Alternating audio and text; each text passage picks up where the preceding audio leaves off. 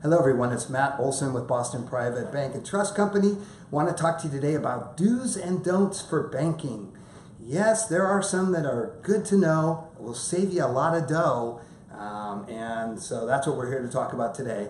First off, think about what you need in a bank, and once you kind of have an idea of whether you're processing payments via cash, check, electronically through wires, or electronic payments like ACH or automated clearinghouse, some banks are better at handling those kinds of things than others. The main thing to really keep in mind is two important factors. One, how do you get paid? That's key because depending on how you get paid will determine what kind of services you're going to need from the bank, and that will then dovetail into what you're going to get charged to be able to utilize those services from various banks. The second thing is, how do you pay other people? How do you pay your vendors, your suppliers? How do you pay your rent if you're renting a building and you have a landlord? Those are all key details because they're really going to determine what kind of accounts you need to set up and what kinds of things you're going to need to think about as you set up those accounts.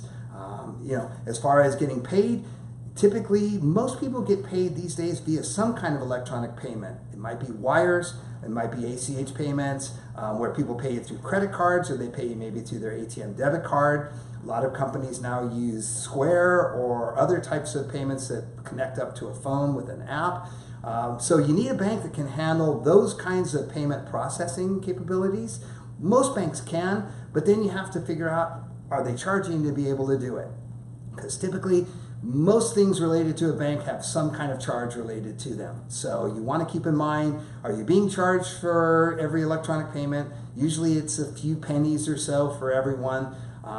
But if you send payments out, maybe like you're paying people through a payroll service or you're doing payroll in-house yourself, it's usually a cost to send that file with all of the ACH payments in it to when you go through the bank. So something to keep in mind for that. Wires almost always have a cost when they go out to someone, either via a fax or an email system, or if you do it online yourself. It's almost always a cost to that. It varies from bank to bank, so you certainly want to look at that.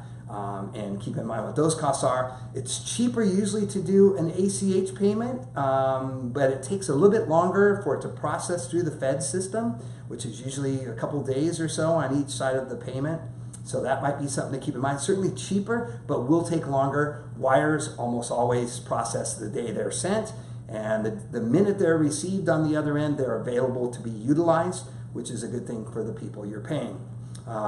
The main thing to keep in mind when it comes to any bank is fees. And like I said, there's almost always fees involved with what you do. So a key thing is to look at how you are paying for these fees. There's really two kinds of accounts that you set up with a bank. There's generally a small business or a personal checking account, and then there's usually a corporate account, which is also called an analyzed account, because what they do is they analyze your charges, and so everything you do has a cost. But then they give you a form of interest called an earnings credit that helps offset those charges. Now, if you carry enough balances in your account, then usually you can offset all your charges. But if you don't have the balances to support what you're doing, then you're going to pay a hard charge, and usually that's going to be at the end of the month. The main thing to look at is your bank statements, see if there's money coming out. There's always a statement of charges that is given to you when you open an account with any bank. It's required by law. So don't ignore that. Take a look at that when you get all of your paperwork when you open an account with an institution, because that's going to tell you what it costs to basically do everything you do. The main thing is try to find ways to avoid fees. Maybe bundle your payments if you're going to do that. Maybe look at using ACH if you're sending wires already.